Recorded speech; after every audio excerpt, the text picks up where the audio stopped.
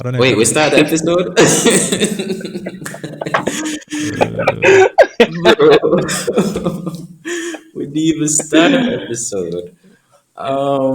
Make we start it up now? Make we start it up. Welcome guys. This here is okay, well, I'll just put that in front. yeah, What a great start. What a we're great gonna have start. to I don't know. Preston, you're gonna edit this one. Alright, hi guys, welcome to the Limitless Podcast. This is Thaon, right, one of your hosts, and also Matthew Preston, my co-host, is also here, and we have a very special guest today. I'd love for him to come in and introduce himself. Owen, talk to the people. Hello, everyone. My name is Owen Hyatt. I'm a fourth year medical student, also into investing. I've been investing for 3 years now. Around 3 years, yeah, because I started around when Wigton came onto the market. So would have been. Where you Bro, laughing? it could mean like everybody start with Wigton. Like Wigton was enough people. We're gonna Bro, have a Wigton Wigton was my what? episode. Yeah, Wigton was my first. What? I bought at 50 cents and sold at around 90 cents, somewhere around there. The Yeah, man that it's was. me. You bought at 50 cents. That you are you that's literally me though. Like I bought at 50 cents first stock, sold at 94 cents. Yeah, that was when I just started, so I never really made all of that That's stuff. 76%. Yeah, I made a nice food off of that. And then after that, I think I also wanted to get into Fontana, but at that time I was at a broker that was like not good customer service at all. So Oh.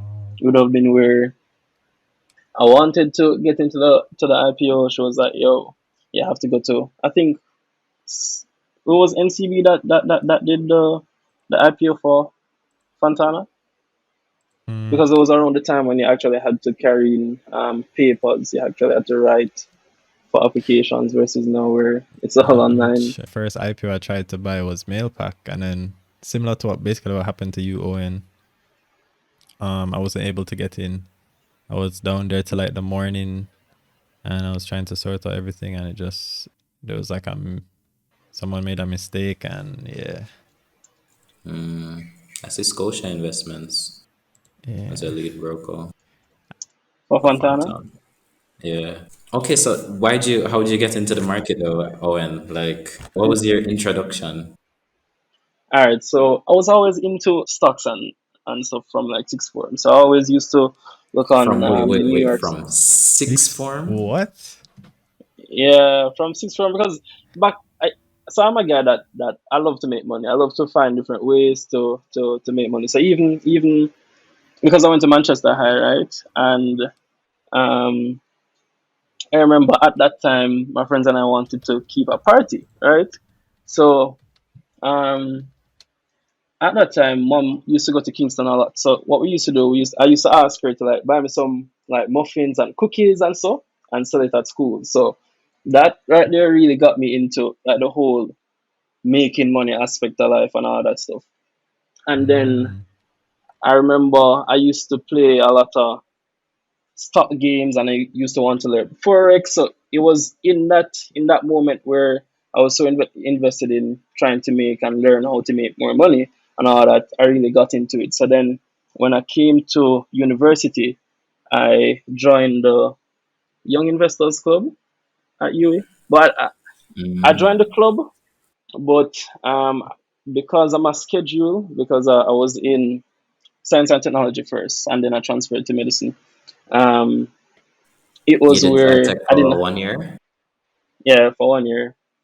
Okay. mm, Yeah, so for 1 year, and then I transferred into medicine, and it was where out of time was put on focus was focused on getting into medicine. Right, so I didn't really follow up on it at that time when I was in the Young Investors Club, and then I met a friend mm, who's also in medicine right now, Ryan Grant.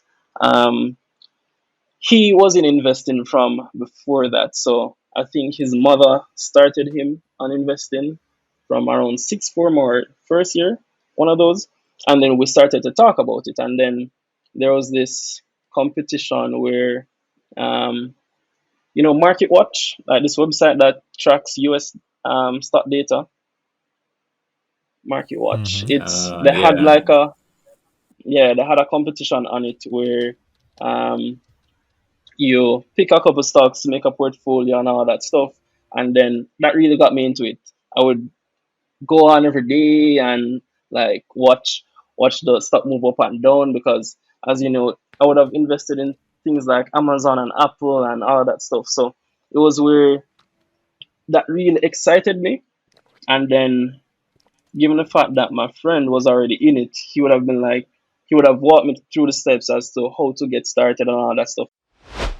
When I just started investing, it would have been where everything is exciting to you, right? So all the stocks you hear, a lot of people talk about various stocks and all that stuff, and I've been like, okay, what are people talking about now? Let me see. You're not doing any research at that point. You're just going off what the noise is saying, right? And it would have been at that time where I would have been buying a lot of random stocks and not actually looking at the fact that okay, I'm really and truly diluting the amount of money that I can make if I'm so spread thin throughout so many companies. So for like even the investing game at that point in time, I think I had like seven stocks, six stocks at that point in time. I think it all even went up to 12 because it was just okay. This is not real money, and at the same time, you wouldn't have had the knowledge to say, okay, pick a good one and pick one and work with that one. Know everything about that company and all that stuff because at that time it was a it was a competition in the young investors group, right? So that really, I'm a very competitive person in reality. Yeah, wait, what could you win? I don't remember what it was. I think it was money, but I know Nice. there was a prize at that point in time, right? And it was where, all right, let's try to see how we can do this and make some money because Mm-hmm. at that point in time, um, investing to me was really exciting. It was something that really I would wake up every day and I have alerts up to this day that continuously alert me about. So I set a price for Amazon if Amazon goes over 2,000 US at the time, and up to this day I still get the notifications in my email that track the alerts for the price for Amazon every day. So yeah, I don't remember where I was going with this. It stemmed from my question about just like how you got in investing, nothing serious. How is it now with med school? Because I mean, for the people that are listening, hearing a med student going so hard about investing, it's not very common, I would say. Yeah, Like to yeah, me, I don't hear it's not many med typical. students. Yeah, because when I was started investing and I needed people and I was asking people, I was asking a lot of my friends, yo, know anything about stocks? Or I tried to introduce them about stocks and realized I couldn't really find even one person that knew about stocks. So my Mm. original finance friends are non-med people. Like Oh, yeah, that's how I get Mm. to know like Justin and Kirk and the 876 man them and Nunes and the whole of them because I was introduced to them through Matthew's friend Jack. So hmm, that's how I learned finance. That's literally it. I had to go outside of medicine. But I feel like I don't know, you've been doing this from before medicine. Mm-hmm. So yeah, it's kind of like you've always had the interest at least.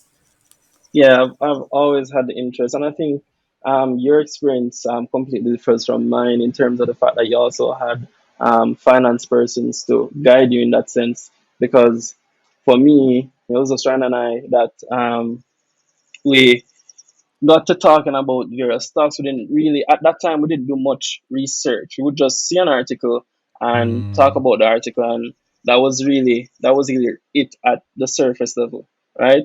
And as so the game changer for me.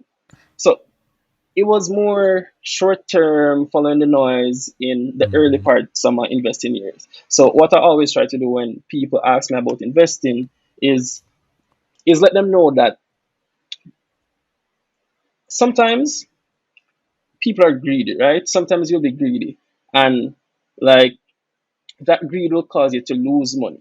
And when you're starting in investing, you have to ensure that you know some information. You can't just go in and say, okay, all right. So for instance, the dollar IPO the other day, somebody might a new investor might jump in and say, okay, yeah, I make some money off of this, and say, okay, I'm going to go into something else, but you don't really know anything about the market, because if you say, okay, because you make some money off one stock, it's the same thing in other stocks, and people don't understand that some things take time to move. So that's why setting timelines and all that stuff is important. So when it was COVID, COVID really changed my life around investing, and that's one of the reasons why I'm not so. COVID was a good and bad thing, right? Because it presented opportunity for a lot of advancement in society, where even companies becoming more efficient in reducing various things that they didn't really need at the initially, right? So when COVID came around, I had just got into.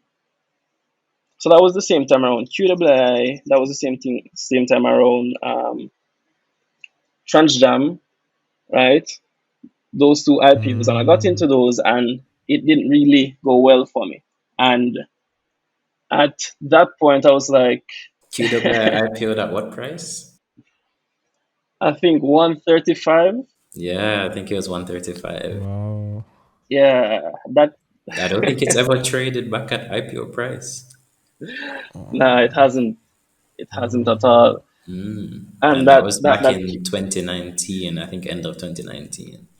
So, hmm Let me double check yeah. the. So It says 135. Yeah. But then you could. The thing is, you could get a discount. At So 125, if you I think bought if you're a Jamty, Jamty, yeah, if you're a Jamty shareholder, because QWI is it a subsidiary of Jamty? It's their investment arm, basically. yeah, So it's an it's an investment arm. investment company. They invest in a lot of securities, a lot of stocks, right, on the U.S. market and on the JSE. So that's how they make money. So if you're a Jamty Yeah. shareholder, meaning you basically own piece of QWI, right? If you own Jamty, you own QWI. This was before they IPO'd, and now they're coming to market, spinning off this arm, which is basically their investment arm, and so hmm it's in. To me, it's just like it's in your best interest to give yourself a discount because you already own it, right? So yeah. So a lot of Jamty shareholders, that was nice for a lot of them, and that did very well for Jamty's share hmm price because a lot of people ran to Jamty stock. I remember the day it halted up, a lot of people ran to Jamty stock because they wanted to get a piece hmm of QWI for a discount. So that ran up the price. but then how many So shares? yeah, How many shares did you actually have to own? I don't think it was that many. But It this was. is off of a hype of a summer where a lot of things, like there was a big bull run, everything was pumping, bro. I remember that summer because hmm all I owned was Wigton. And then, like, looking back, I think it was the next year, I was looking back on that year and I realized, yo, almost if you did lucky AI and just buy a stock, chances are you would have made money in that summer because the whole market went up like 30%. That's a big Yeah, thing. that year was a good year. That year was a good year. Especially even I remember it was because even when I started investing, I remember looking at Barita at that time, right? And I remember when Barita was around at $9. No, not $9. It was around, I think, $20 or something. Something. Let me check back, because at that point I wanted to. So that was when I was with the broker that yeah. Let's not talk about brokers because Mhm. we need to trade ourselves. Because Yeah, we don't come here to talk One day they'll just brokers. cut it. They're just like, wait, I cannot log in. I can't log in. You can't.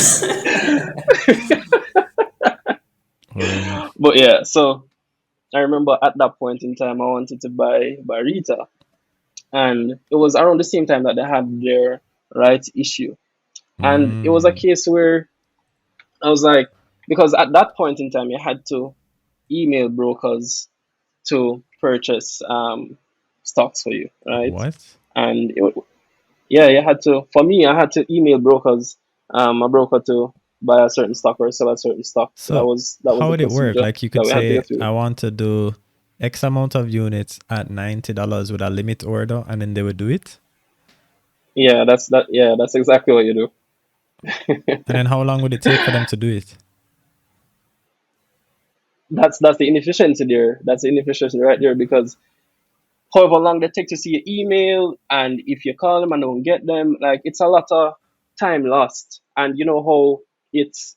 So I remember one time where it was I had to be chasing a stock because every time I would send in, okay, buy at this price, I wouldn't get a response until a day after, and then they would say, okay, it's not at this price anymore. Would you like to change the price? So it was No, no, Mm. no. Oh my yes. God.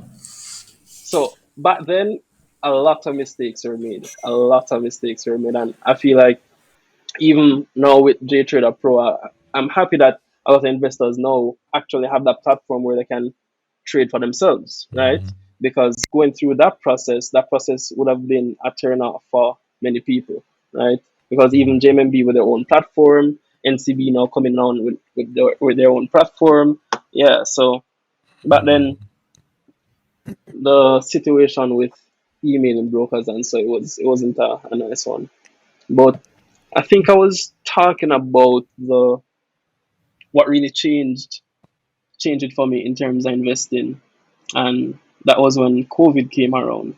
Mhm. And I remember looking at my portfolio, and my portfolio was red. Like I was like, nah, something has to change. Something has to change. I can't be losing money like this, right? And then it was at that point that I learned about Randy's class, and I would have been like, okay. So you remember that stimulus check that the government gave us? Yeah. Yeah, Yes, man. They on stimulus and was I like know. 10 grand. They on and It was I 10 know. grand, I think. Yeah, man. Yeah, yeah. They told me about it. I took it and I invested it. Yes, bro. I think I put it into Pulse.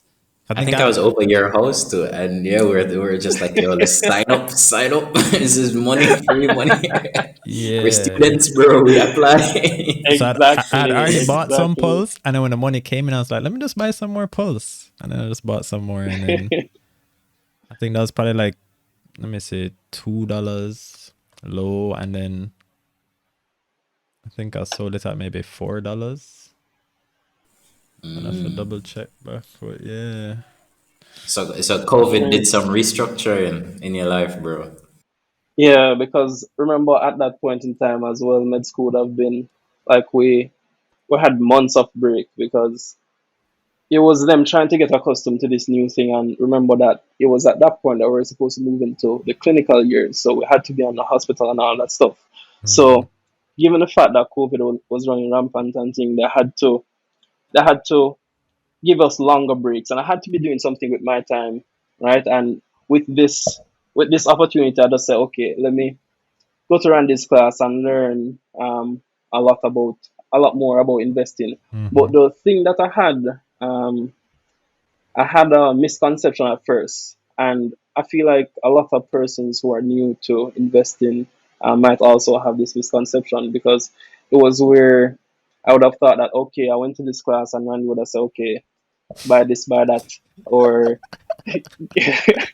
like even The give me something that that yeah, financial he would have advice. been exactly. But really and truly, it's not that because like it's a mindset change. It's a mindset change where it helps you to realize that you have to in this investing thing. You have to be firstly you have to be disciplined in terms of sticking to your goals because the moment I remember when Key had the rights issue and it was around at I remember when they announced the rights issue and it was around at $10. So I bought at 10 because I'm like, yeah, they just announced the rights issue and um, this should move. So it moved up to around 11:40 and I kept changing my order. I kept watching the queue every day, changing my order minute by minute. I remember there was somebody in the queue as well trying to put below me each time, right? And then it fell down to 1085 and I was like, yo, I bought at 10. Let me sell at 10.85. So I sold at 10.85. Then I saw it went back all the way down to 10. So I was like, whoa, another opportunity. So at that point, it would have been close to the record date of like when you would be able to receive those shares for the rights issue, right? And I Oh, wouldn't have known that because, as I said, at that point in time, I was just buying off the noise, and that's how you lose money, right? you're So buying after the bought X at 10, date. yeah. So I You got wouldn't to have. explain that to everybody. X date, record date, those kind of stuff. Okay, Mm, okay. Um, so remember that in terms of buying and selling a stock, the stock isn't actually settled on record until 2 days after, right? So let's say, for instance, we have the record date being the 15th of July, for instance. No, but like, what In does that order, mean in terms of even like the rights issue? oh, okay. Yeah. So, so for the rights issue, so what exactly is a rights issue? A rights issue is a share offering in which the company tries to raise money and gives its existing shareholders shares at a specific list account, right? So, in terms of key, for instance, if you own key up to a certain point in time, then you'd be allotted shares. You'd be able to buy shares from a set pool, right? You'd So, be in terms of, eligible to yeah, participate in the rights issue. So yeah. exactly. So that date is known as the record date. So that date at which they say, okay, you are definitely on record as a shareholder to be eligible to purchase these shares. Because the thing with rights issues is that it allows you to purchase the same percentage as shares that you owned initially, right? So if you own 20% of the company, you're allowed to purchase up to 20% of the shares that are being offered to ensure that you're not diluted in any way. Because in the case of an APO, you don't have rights to the shares, right? So in I think it's in the junior market the junior market rule book mm-hmm. that um, it states that for each shareholder they have the right to any shares being newly offered. So any new shares that are being offered, the existing shareholders have the right to purchase those shares. Because if you look at Foswich's, I think it's their AGM notice, the resolutions, they Mm-hmm. actually want you to give up that right in order um, to do an APO if they see the needs be. So if I pull up the Foswich AGM thing, Notice. yeah, so Mm, at 5.5, resolution 5.5, that any preemption rights to which the existing shareholders may be entitled, howsoever, be and hereby disapplied for the purposes of the rights issue and the additional public offering. And why would you want to give up your rights to purchasing more shares in a company that you believe in, that you're existing shareholders in? Why would you want to give up the right to own the same state that you own? Why would you want to be diluted? Because remember how it works. It's for in terms of one share equal one vote, right? So the more shares you have, and the higher the percentage share ownership that you have in a company, the better it is for you, right? So in the case of a right issue and the record date, as I was saying earlier, um, would have been the record date, say for instance, is the 15th of July. In order to be on record for that rights issue, you would have to purchase 2 days before that, so on the 13th, because remember we said that um, in order for whenever you purchase a stock, it is settled 2 days after. So you'll see T Yeah. plus two, T right? plus two. That's on the JSE. So any stock on the JSE, right, you have to own it. The trading day, that's the T, and then the plus two is two Mm-hmm. business days after. So if you purchase the stock on Monday, that would be the trading day, and 2 business days after, you'd be on record. So that would be Wednesday, right? Yeah, exactly, exactly. So and then the X date as well. So the X date is the day that you're not. I believe it's if they set the X date at the 24th. right? And we're using the record date as the 26th. If you buy on the 24th, you won't be able to be on record. So it's Hold on, I don't Yeah, repeat. I'm not sure that's exactly what accurate. X means.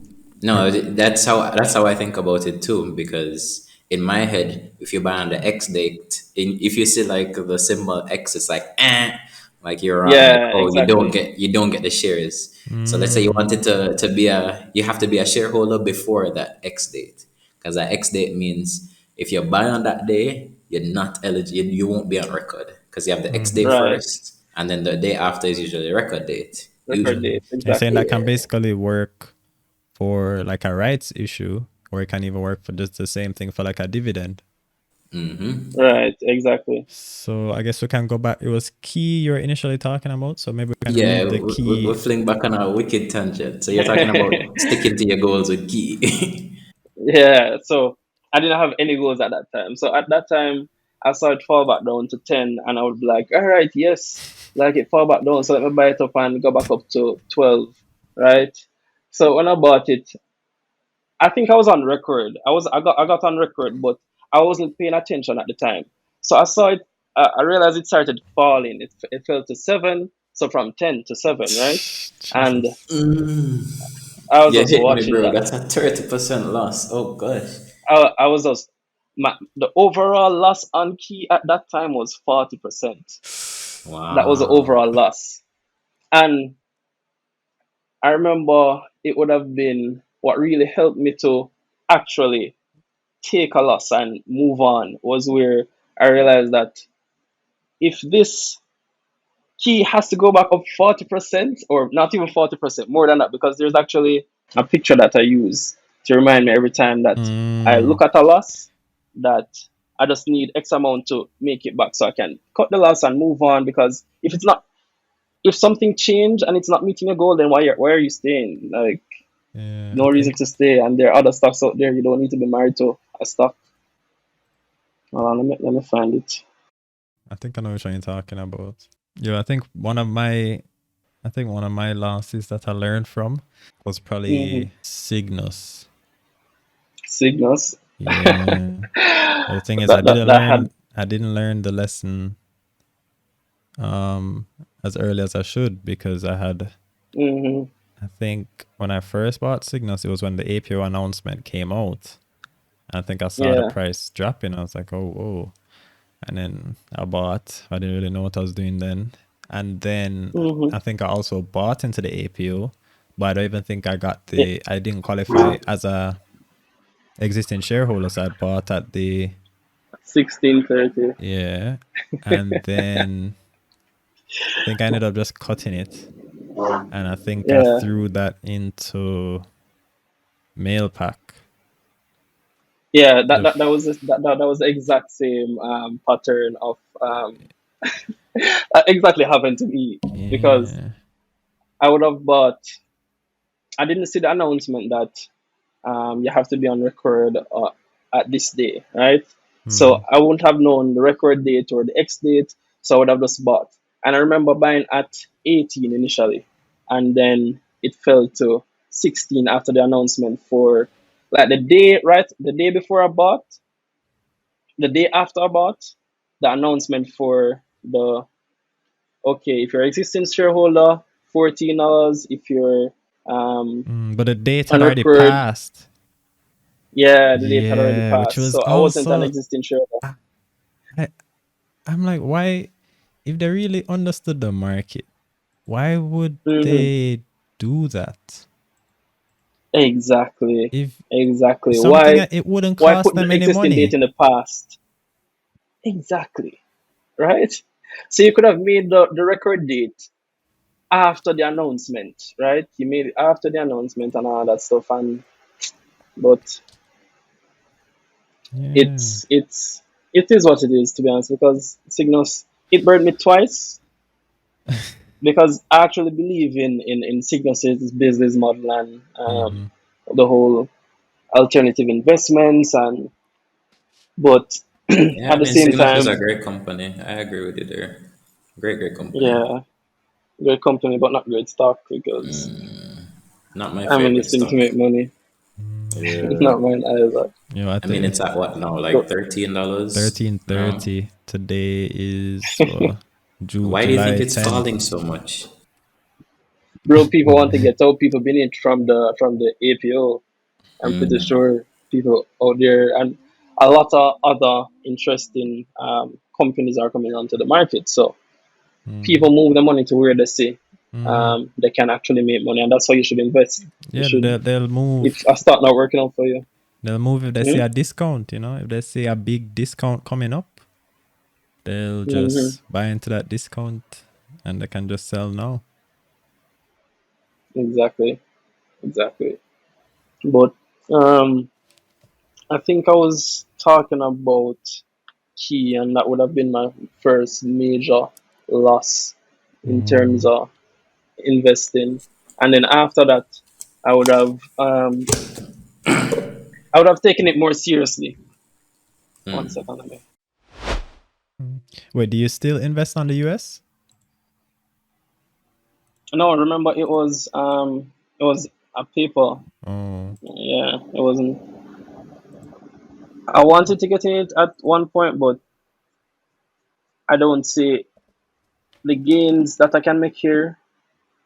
I can make a lot more gains here versus overseas. you're not a fan of USD? Really? And You think you can make way more gains on the JSE over the Nasdaq, like over in the US markets? yeah, because our market is small compared to overseas, and if you really want to make some like great money, you'd have to go deep into finding, because you can't buy the same Google, Amazon, Apple and make significant returns, because typical investors over there look for 20%, 25%. Over there? Like, I yeah. think A lot of I them usually 10%. or even 7%. A lot of people recommend. Oh yes, I remember.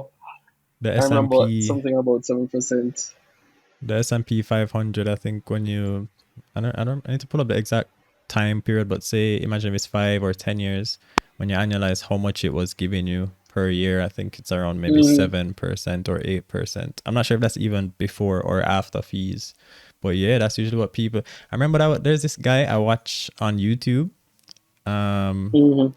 He's a doctor that invests, and then he did like a video on how to invest, or maybe how he invests, and then in the video a lot of the parts he's like, oh, just buy the S&P 500 because it typically goes up 7%, so you know it's like not risky. So yeah, I just buy it every month, a DCA, and yeah, that's their, I mean, it works for him, I guess. Works for him. Yeah, it works for them, but You think as you I can say, make you can much bigger gains on the JSE? definitely, because what I've made so far on the JC, it's so I didn't think I'd get to this point until What is this point, bro? What is this point? Tell us, bro.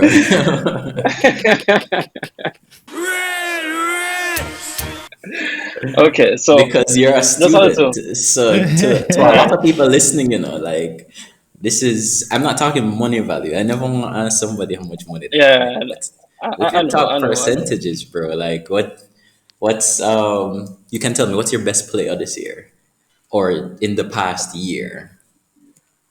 In the What's your past best year would have been probably buying CPJ from 5, been stocking up on CPJ since 5. Killer. That was from because I remember at that time